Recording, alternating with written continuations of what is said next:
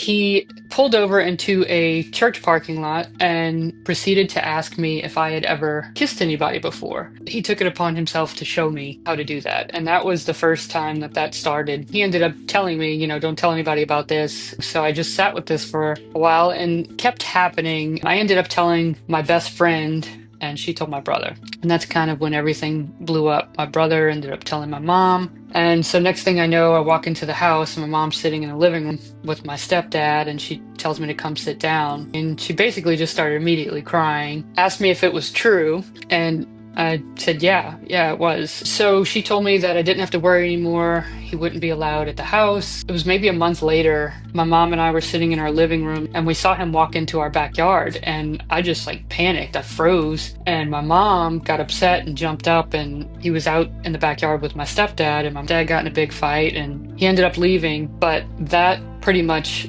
started the end of their relationship. And my mom got really depressed. I kind of moved into my teenage years.